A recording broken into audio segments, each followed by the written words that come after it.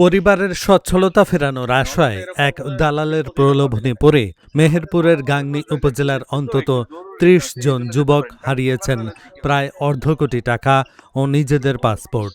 অভিযুক্ত দালাল রোকন আলী বর্তমানে পলাতক থাকায় চরম অনিশ্চয়তা ও দুর্ভোগে পড়েছেন ভুক্তভোগীরা। গাংনীর হাড়ভাঙা গ্রামের বাসিন্দা রোকন আলী মধ্যপ্রাচ্যের বিভিন্ন দেশে উচ্চ বেতনে চাকরির প্রলোভন দেখিয়ে স্থানীয় যুবকদের কাছ থেকে মোটা অঙ্কের টাকা নেন। চলতি বছরের জানুয়ারি মাসে বিদেশে পাঠানোর কথা থাকলেও নির্ধারিত সময় পার হয়ে গেলেও কাউকে পাঠানো হয়নি। এরপর থেকেই রোকন আলী গা ঢাকা দেন। আমি রোকনকে টাকা দিয়েছিলাম সাইপ্রাস যাওয়ার জন্য। প্রথমে পাসপোর্ট দিস, পাসপোর্টের সাথে 1 লক্ষ টাকা দিই। তারপরে বলছে যে তোমাদের দ্রুত হয়ে যাবে। তা বলে সে কোনো তার যোগাযোগ নাই। 1 বছর যাবৎ সে ঘোরাচ্ছে, আমাদের আজনাকাল ঘোরাচ্ছে। লাস্ট 2 থেকে 2.5 মাস হলো সে পলাতক।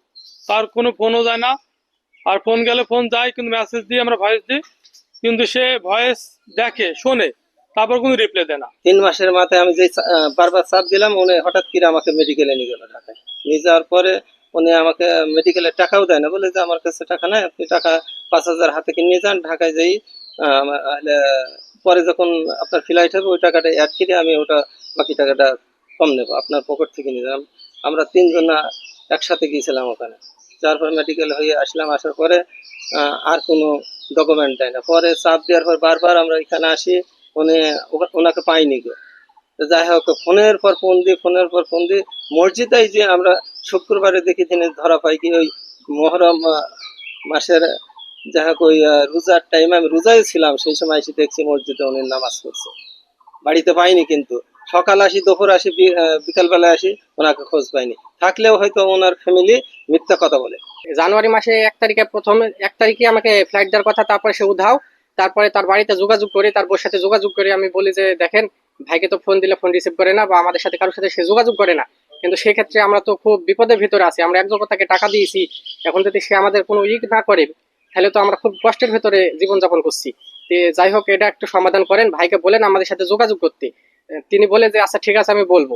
তাই বলে আমাদের যে 3-4 দিন আমরা আসছি, আসার পরে বলছে যে আমি বলছি তোমাদের সাথে যোগাযোগ করবে, কিন্তু সে আমাদের সাথে কোনো যোগাযোগ করে নাই। জনপ্রতি কয়েক লাখ টাকা করে মোট প্রায় অর্ধ কোটি টাকা ও পাসপোর্ট তার হাতে তুলে দেন তারা। কেউ এনজিও থেকে ঋণ নিয়ে, কেউ বা জমি বন্ধক রেখে এই টাকা জোগাড় করেন। অর্থকষ্টে পড়ে কেউ দিনমজুরির কাজ করছেন, আবার কেউ অন্যের দ্বারে দ্বারে ঘুরছেন পাওনা টাকা ও পাসপোর্ট ফেরত পাওয়ার আশায়।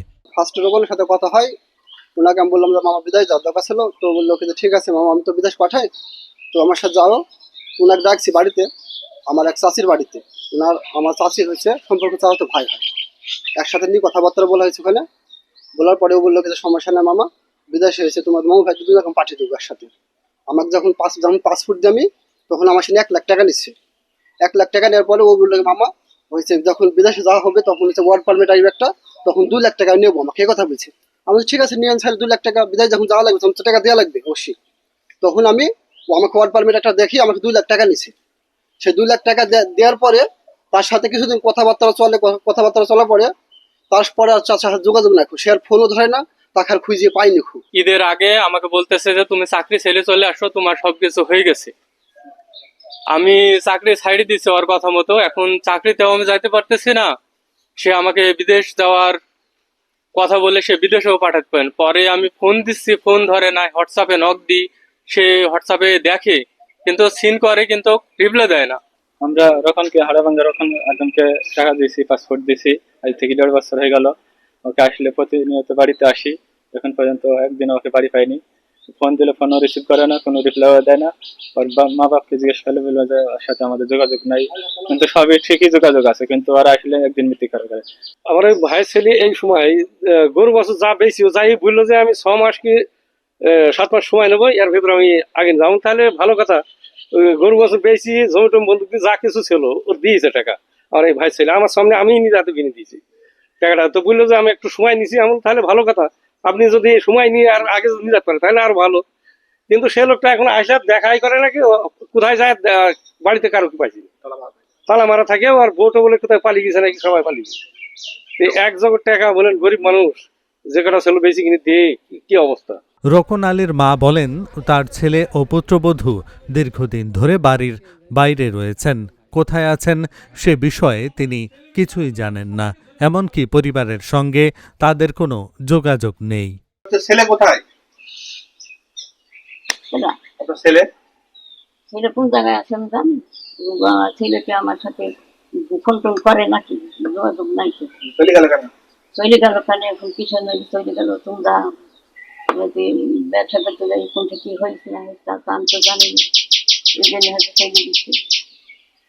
কবে চলে গেছে? রোজার মেয়েকে দিচ্ছে। এর মধ্যে আসেনি? না সেলিব্রেটার বা মেয়ে?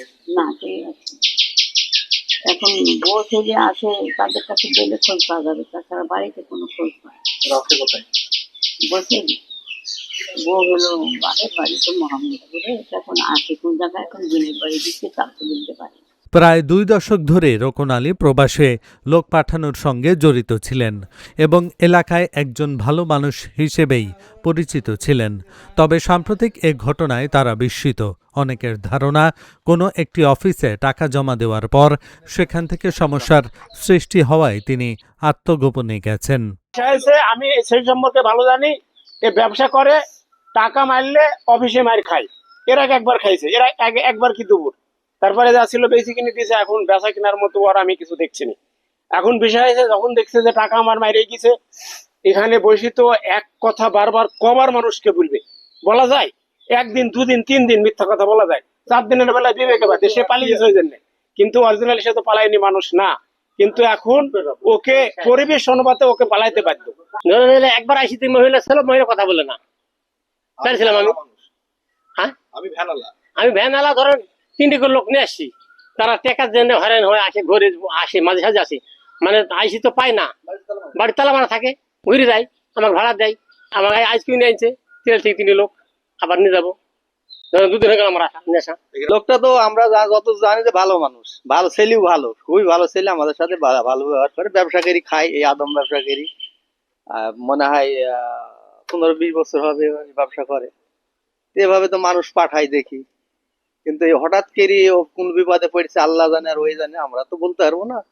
আমরা শুনছি মানুষ আসছে দেখছে এই পর্যন্ত, আর শুনছি যে নাকি কোন জায়গায় কাকে টাকা দিছে, হয়তো সে হয়তো টাকাগুলো মাইর দিছে, এরকম কোনো বিপদে পড়েছে, না হলে এরকম করার লোক না সে। এই ঘটনায় গাংনী থানায় লিখিত অভিযোগ দায়ের করা হয়েছে। তবে বিষয়টি নিয়ে ক্যামেরার সামনে কথা বলতে রাজি হননি থানার ভারপ্রাপ্ত কর্মকর্তা Uttam Kumar Das. Dhaka journal news desk.